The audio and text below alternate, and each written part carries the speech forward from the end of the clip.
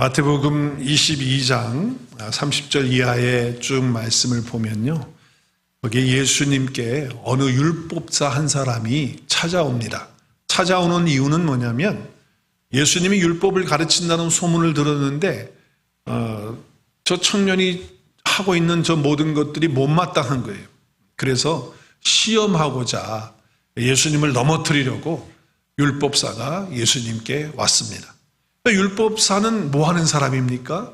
율법을 전공하는 사람이니까 무엇을 가지고 예수님에게 나쁜 의도를 가지고 공격을 하고 질문을 할까요? 순수하지 못한 거거든요. 아주 못된 그런 마음을 가지고 그런 의도를 가지고 예수님을 시험하려고 온 거예요. 그럼 뭘 가지고 질문을 하겠어요? 율법사니까. 율법을 가지고 질문을 하겠죠. 그래서 예수님께 율법에 대한 질문을 합니다. 그러면서 선생님 이렇게 존칭어를 써요. 라삐어.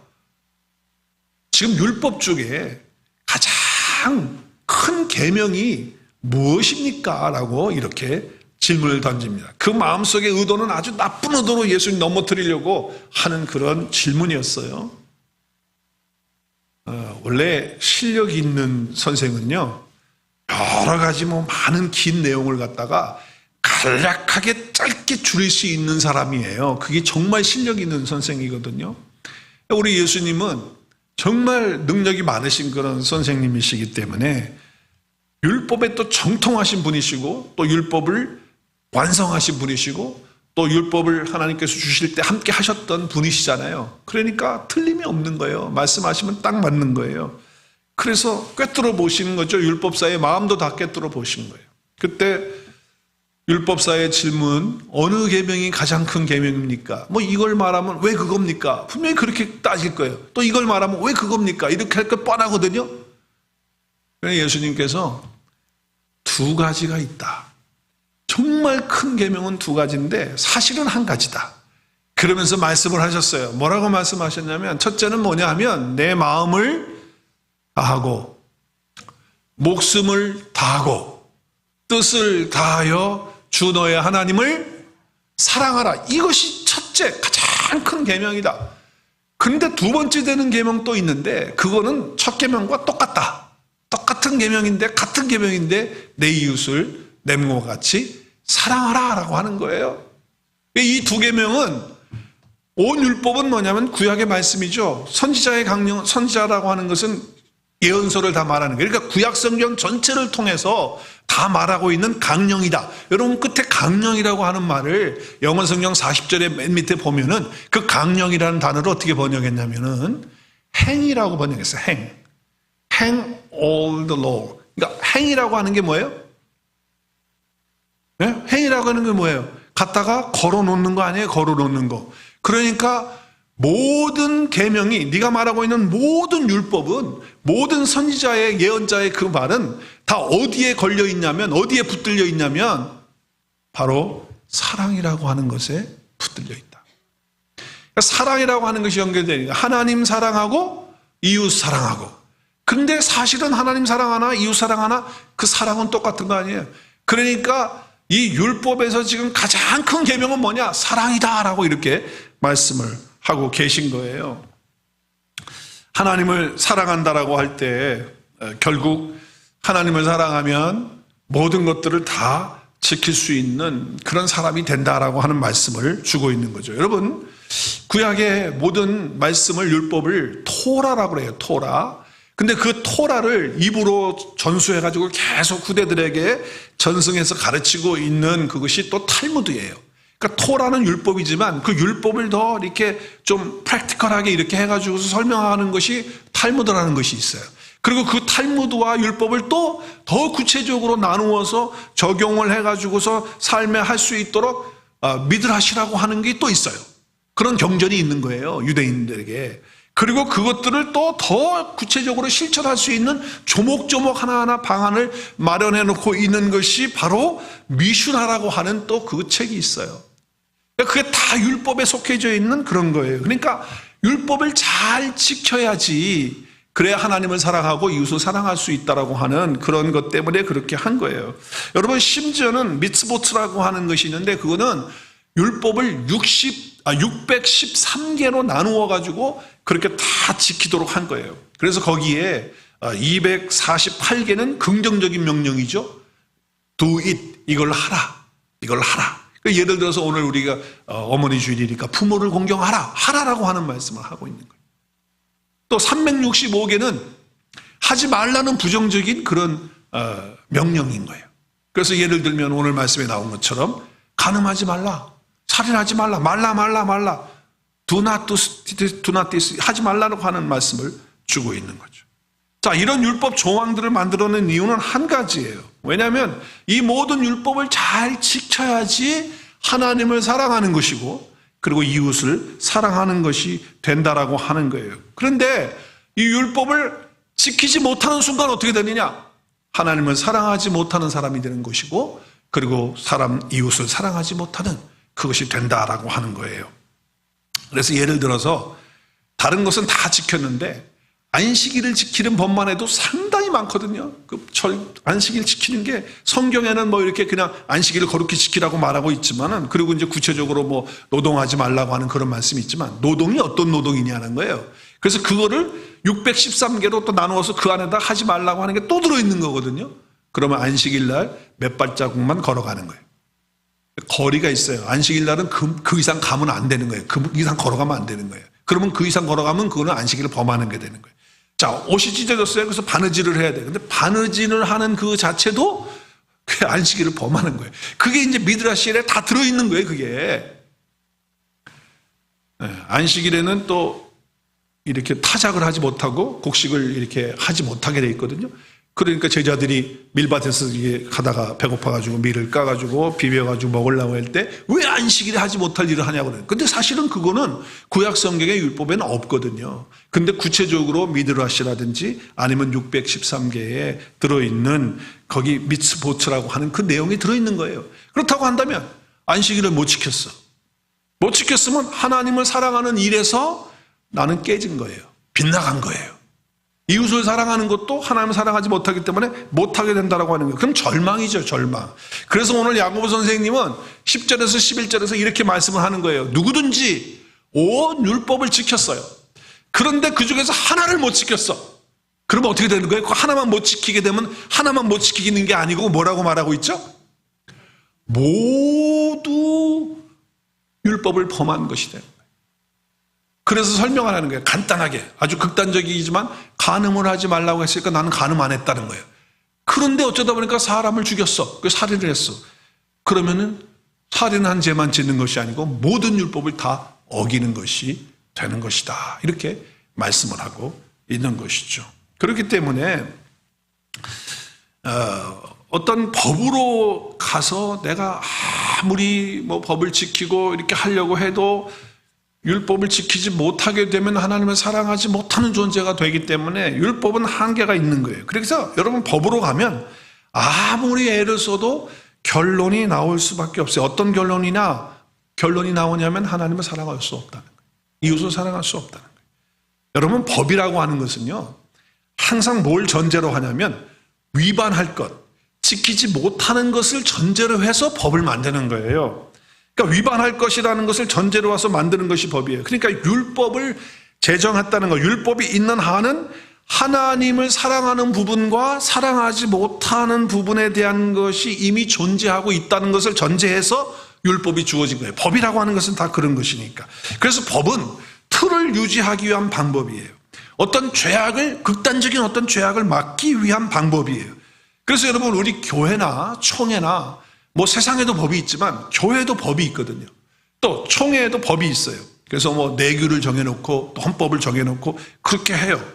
왜냐하면 교회나 총회가 잘 되기 위해서 그렇게 하는 거예요. 잘못된 최악의 어떤 나쁜 것들을 막기 위해서 법이라고 하는 것이 존재하는 거예요. 왜? 나쁜 것이 있기 때문에. 그렇기 때문에 그걸 전제해서 법이라고 하는 걸 만들어 놔서 그것이 적용되지 못하도록 하기 위해서 하는 거거든요. 근데 여러분 교회나 어떤 우리 믿음의 단체에서 무슨 교회 법이 좋아가지고 교회가 만들어 놓은 내규나 어떤 헌법이 좋아가지고 그 교회가 부흥했다는 소식은 저는 한 번도 못 들어봤어요. 여러분 들어보셨어요? 그 교회는 정말 헌법을 잘 만들어서 법을 잘 만들어놨어.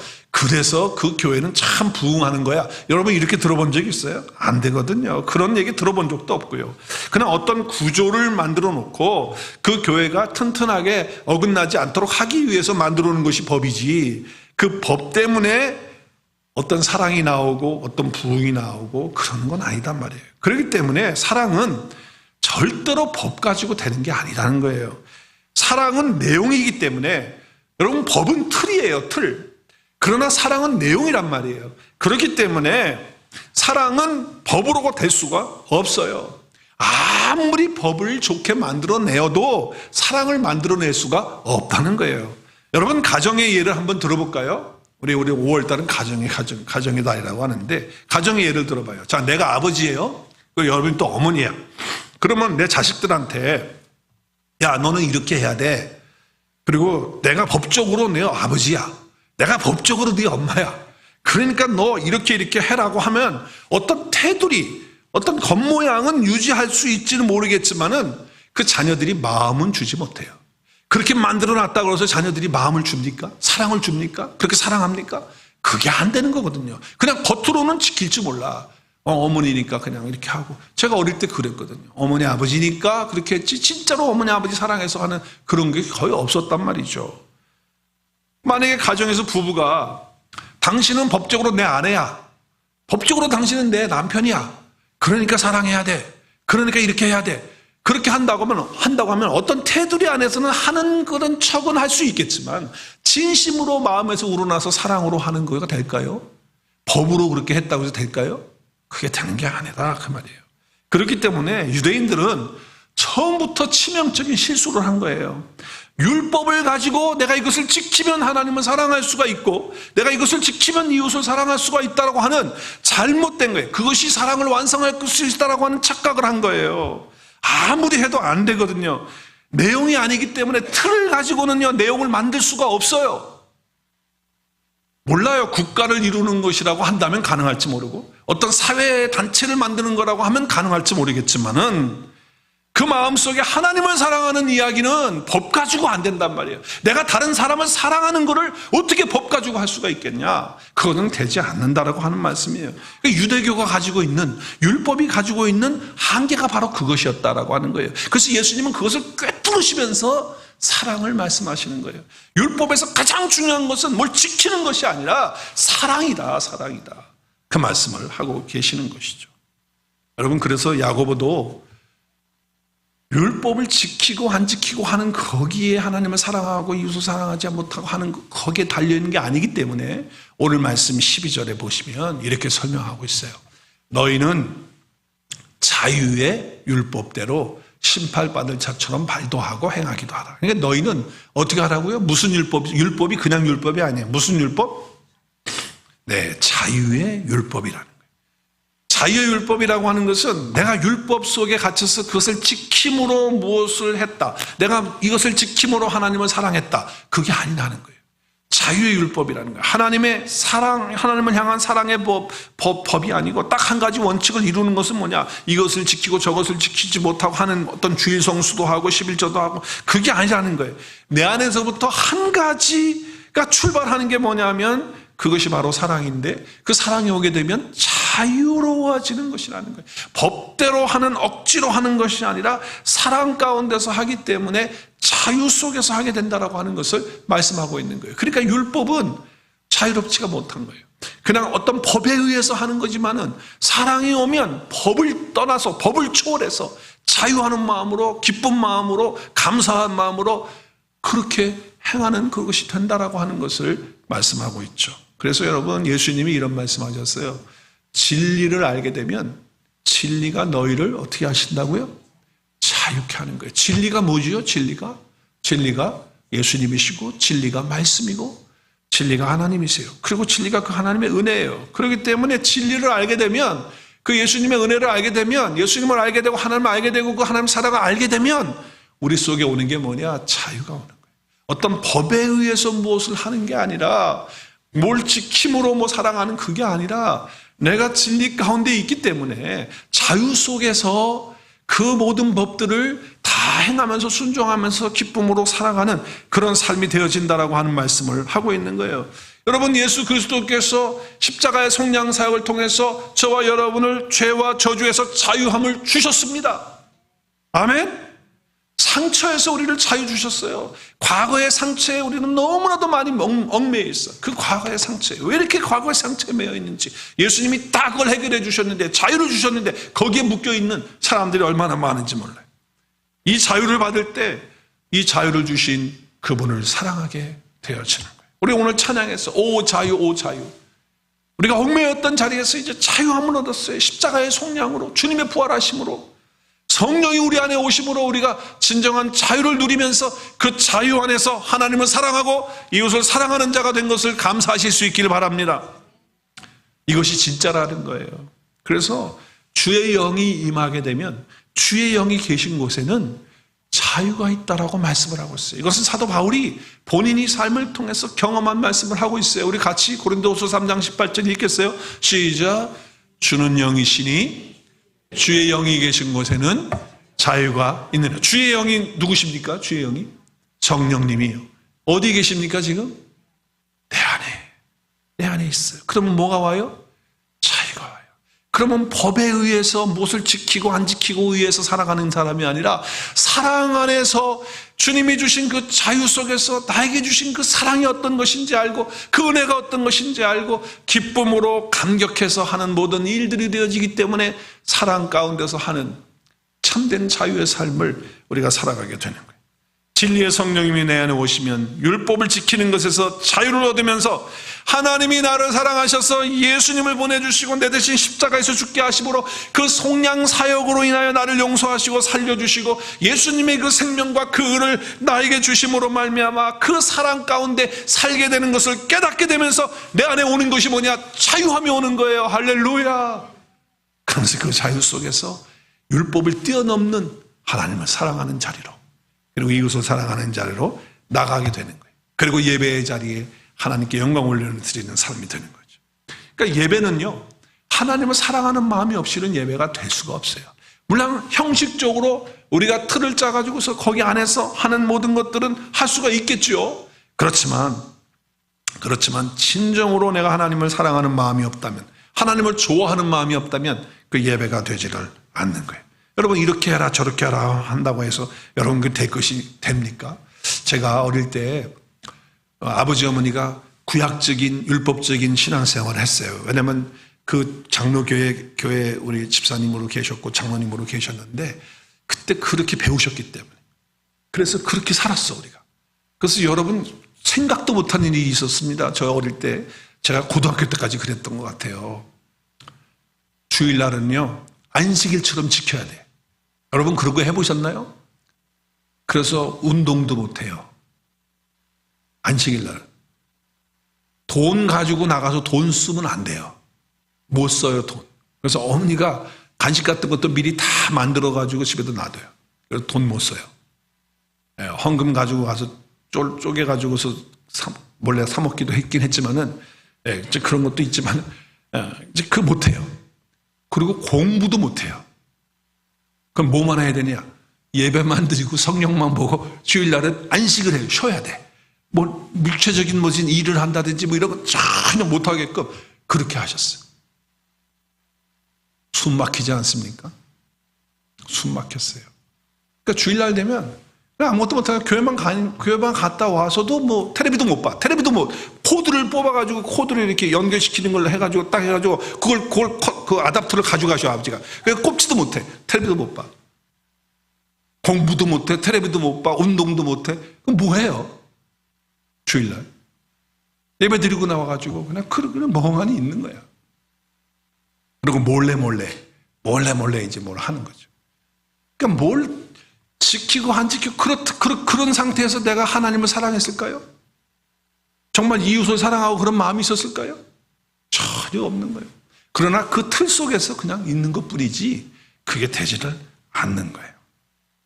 오직 하나님을 사랑하는 마음이 있을 때 하나님과의 나와의 사랑의 관계가 완성이 되어지고 아름답게 이루어지는 것이에요. 그리고 오는 것이 뭐냐면 진정한 자유가 오는 거예요. 그렇지 않고 억압에 의해서, 부모에 의해서 이렇게 하라 저렇게 하라, 너 이렇게 하면 안 돼, 저렇게 하면, 그렇게 해가지고는 안 된다는 것을 말씀하는 거죠. 우리 지난 야외예배 때 우리 아이들이 간증했잖아요. 구원 간증 하면서 부모님에 의해서, 내가 들으면서 간증들으면서, 야, 넌 나하고 똑같았구나. 부모님에 의해서 주일날 되면 가야 되니까 교회 가기 싫어서 어떻게 해요? 제일 좋은 핑계가 뭐예요? 아프다는 거 아니야, 아프다는 거. 나 아파. 그래가지고 이거 어떻게든지 교회 안 가려고. 그러던 아이들이 예수님 만나고 성령이 그들 속에 임하자 뭐가 옵니까? 하나님의 사랑이 오고 그 속에 자유가 오는 거예요. 그래서 어떻게? 교회가 기쁨으로 가지는 거잖아요. 할렐루야. 감사로 예배를 드리게 되고 그렇게 되어지는 거예요. 하나님은 그렇게 우리를 사랑하시는데, 또 사람들과 우리가 사랑하는 것, 또 우리가 그렇게 하라고 그렇게 말씀을 하시는데, 내 몸처럼 사랑하라고 하시는데, 오늘 야고보 말씀에서는 우리가 하나님을 사랑하는 것을 율법을 지킴으로써는 불가능하다. 하나를 어겨도 다 어기는 것이기 때문에 우리가 하나님을 율법 가지고는, 지키는 것 가지고는 안 된다라고 말씀을 하시는 것이고, 그러면 사람을 사랑하는 것, 이웃을 내 몸처럼 사랑하는 건 그럼 어떻게 하느냐라고 하는 것을 말씀을 주실 때, 오늘 특별히 야고보서는 한 가지를 뽑아서 이야기를 해주고 있어요. 그것이 뭐냐? 우리가 사람과 사람의 사랑을 완성하는 그 감정은 사랑에서 나오는 긍휼이다. 긍휼이다라고 하는 거예요. 긍휼. 그래서 여러분, 이 긍휼이라고 여기는 그 마음은 구약 성경에 보니까 이걸 라함이라고 하는 단어를 쓰는데, 그 의미가 뭐냐면 어머니가 자궁 안에 아이를 품고 있는 그 사랑이에요. 어머니들은 알 거예요. 아이가 자기 몸속에 있을 때 잘 성장하고 할 수 있도록 그 품고 있는 그 사랑이 바로 그것이 바로 긍휼이다라고 하는 말씀을 하고 있는 거예요. 어머니가 자식을 사랑하는 것 같은 그런 사랑이 바로 긍휼이다. 오늘 어머니 주일인데, 어머니의 사랑은 항상 자식을 불쌍히 여기는 그런 마음을 갖고 바라보잖아요. 그래서 사랑스럽기도 하고 안쓰럽기도 하고 뭔가 자식을 도와주고 싶은 그런 마음이 바로 어머니의 마음이고, 그런 마음이 있는 거예요. 저도 어머니하고 그저께 통화하면서 늘 통화할 때마다 그래요. 특별히 이제 주일날 저녁에 이렇게 통화를 하면 그냥 어머니가, 야, 오늘도 참 수고 많이 했지, 수고했다 그래요. 근데 그 목소리 속에 뭐가 들으냐면 안쓰러움이 드는데, 그 설교 준비해서 하느라고 얼마나 고생했냐. 그걸 느껴요. 그걸 느껴요. 그리고 수고했다고. 그렇게 할 때 어머니의 사랑을 느끼는 거 아니겠습니까? 또 상대방이 아플 때, 특별히 자녀가 아플 때 그 어머니는 뭐야? 자기가 아픈 것이 낫지 자식이 아플 때 가슴이 저려오는 그런 것이 어머니의 마음이다, 그 말이에요.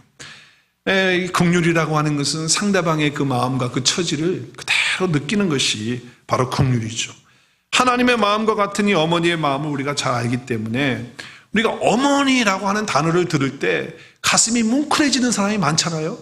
아버지를 들을 때보다도 어머니라고 하는 단어를 부르고, 그리고 그렇게 할 때, 오늘도 어머니 노래를 좀 불렀더니 몇 분이 또 훌쩍훌쩍 하시는 분들이 계세요. 어머니를 부르면 그렇게 되는 거예요. 여러분, 한국에서 우정의 무대라고 하는 것이 있었어요.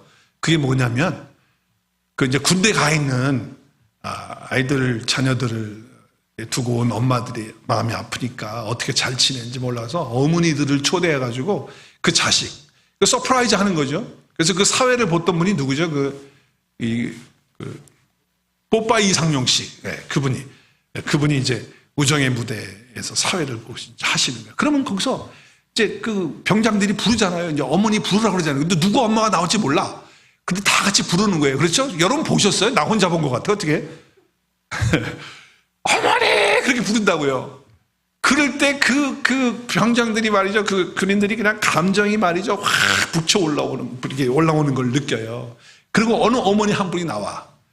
근데 이제 자기 어머니가 나오면은 막 어떻게 할지 몰랐다가 자기 엄마거든요. 확 이제 그래서 자기 엄마 하면 나오라고 그러잖아요. 그럼 나온다고. 그럼 엄마하고 만나가지고 막 포옹하고 막 얘기하면서 막 훌쩍훌쩍 하고 막 그래. 여러분 안 보셨어요? 보셨어요?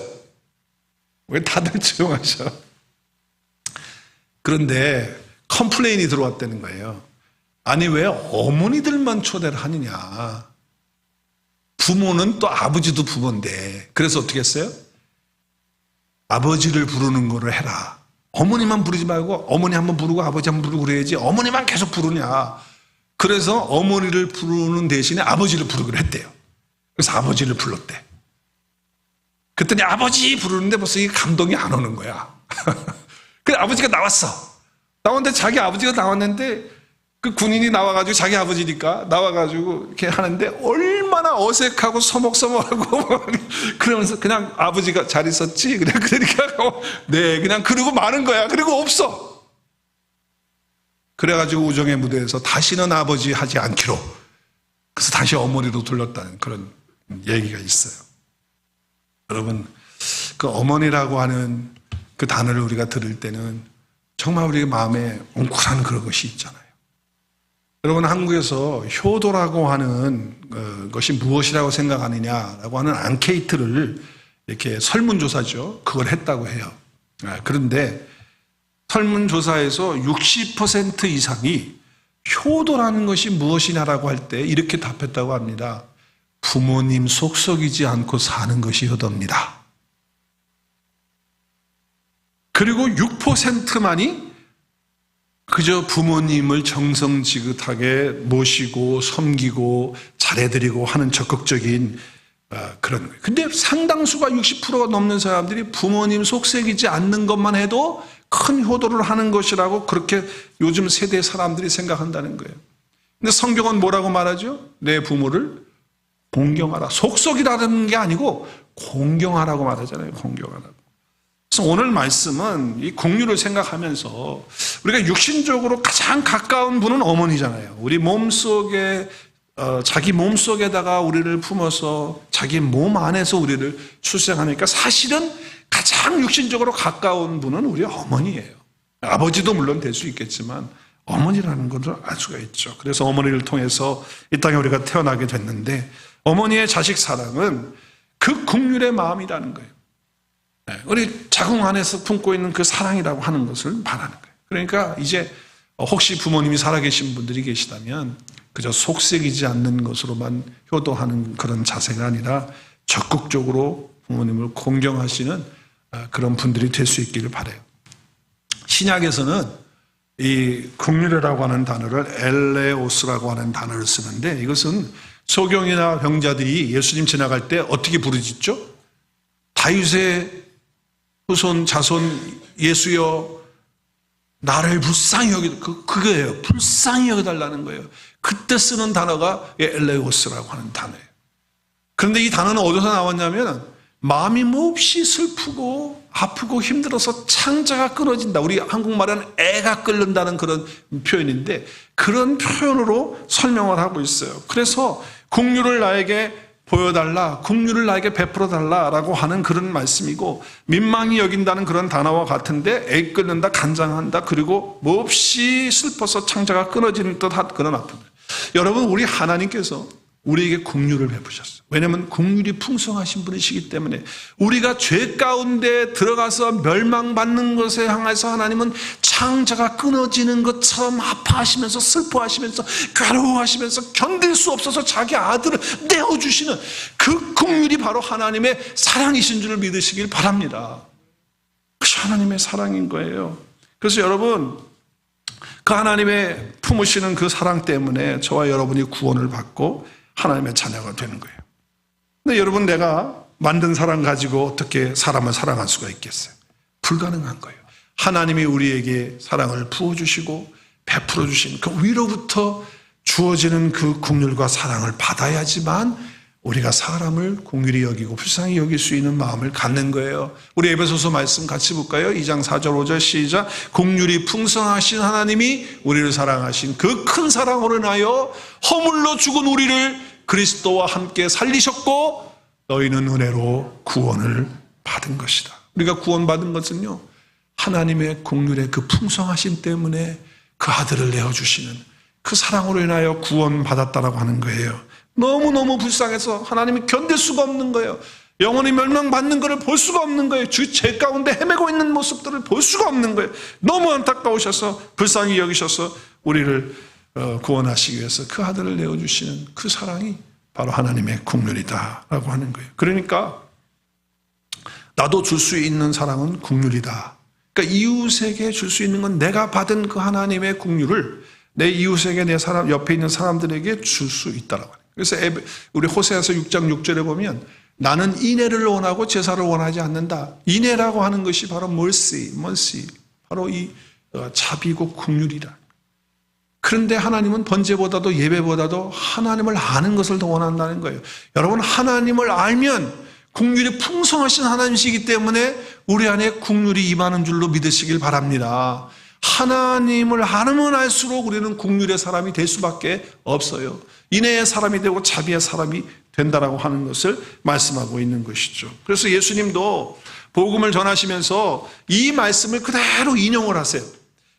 우리가 여러 가지 말씀이 있지만은 마태복음 9장 13절에 보면 너희는 가서 내가 국률을 원하고 제사를 원하지 않는다라고 하는 것, 이것이 무슨 뜻인지 배우라고 하시면서 나는 의인을 부르러 온 것이 아니고 죄인을 부르러 오신다. 그러니까 죄인을 향한 그 국률의 마음으로 우리를 향해 아들을 보내시는 그 하나님의 마음을 알기를 원하신다라고 하는 거예요.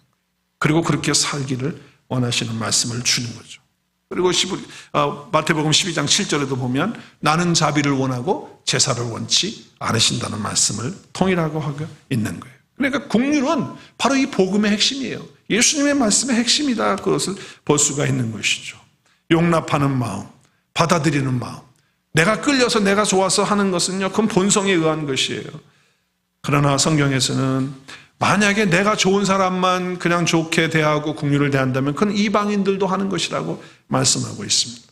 우리는 국률의 마음을 갖는 것이 얼마나 중요한지 몰라요. 우리 어제 토요일 날도 제가 마태복음 18장 말씀을 같이 성경 공부 시간에 나누면서 18장의 말씀에 보면 23절부터 35절까지 쭉 말씀을 보면 1만 달란트 빚진 사람 얘기 나오잖아요.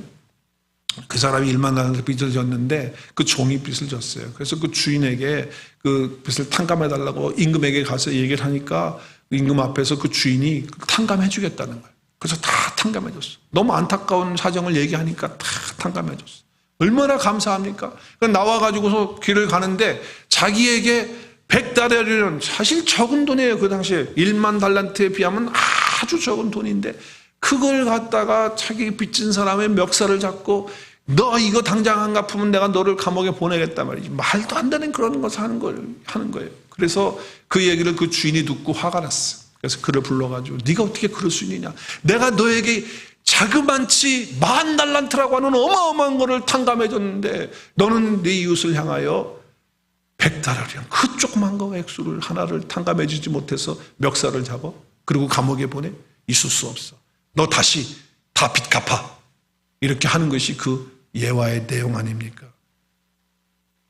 여러분, 우리가 정말 하나님의 국률을 받은 것이 얼마나 큰지를 알아야지. 그러면 내가 옆에 있는, 내 곁에 있는 사람들에게 국률을 베푸는 건 당연한 것이라는 거예요. 내가 죄 용서함에 대한 확신이 없으니까 하나님의 국률로 내가 죄 용서함 받았다, 예수 그리스도 통해서 받았다는 그 확신이 100% 있다면 어떻게 옆에 있는 사람의 멱살을 잡고 정죄하고 판단할 수 있겠어요? 그렇게 할 수 없는 거예요. 그 죄사함의 확신이 없어서 그렇다는 거예요. 또 이 국률의 비유는요, 천국의 비유에 대한 말씀, 천국은 이와 같으니 하시면서 말씀하신 내용이기 때문에 천국에 연결이 되어지는 말씀이기 때문에 결국 내가 국률을 갖지 못하고 국률을 베푸지 못하는 삶을 살면 천국의 삶이 너에게는 없다는 거예요. 천국의 삶이 이루어지려면 하나님의 국률이 내 안에 와서 내가 죄 사함 받았다는 확신 가운데서 다른 사람에게 국률을 베풀 때 네 안에서 천국이 임한다, 네 안에서 천국이 이루어진다 라고 하는 말씀을 주님이 하고 계시는 거예요. 여러분, 죄 사함의 확신이 얼마나 중요한지 몰라. 내가 죄 용서함 받았다는 이 확신 가운데서 살게 되면 다른 사람의 죄를, 우리 허물을 받아줄 수 있고 용서할 수 있고 위해서 기도할 수 있고 그렇게 하는 사람이 되어질 뿐만 아니라 이제는 국률 안에서 살기 때문에 천국을 이루는 그런 삶을 살게 되는 것입니다. 만약에 내가 내 마음속에 국률의 마음이 없다, 자꾸 마음에 뭐가 걸린다, 누가 걸린다, 용서가 안 된다, 받아줄 수가 없다, 그러면요, 그건 지옥을 사는 거예요. 그건 죄 가운데 있다는 거예요. 아직도 죄상을 받지 못했다는 얘기라는 거예요. 그렇지만 모든 것이 다 용납이 되기 시작하고 받아주고 그리고 용서가 되고 그러면 어떤 거예요? 내가 죄 용서받았다는 확신 가운데 있는 성령의 인도를 받고 성령의 다스림을 받고 사는 그런 사람이라고 하는 것을 증명하고 있는 것이죠. 긍휼은 하나님의 사랑이 내 안에 지금 통하고 있는 척도와 같은 것이다. 그래서 오늘 13절에 뭐라고 말씀합니까? 같이 읽어요. 결론으로 긍휼을 행하지 않은 자에게는 긍휼 없는 심판이 있으리라. 긍휼은 심판을 이기고 자랑하느니라. 할렐루야. 무슨 얘기예요? 긍휼 없는 마음은 뭐예요? 구원에 이를 수 없다는 거예요.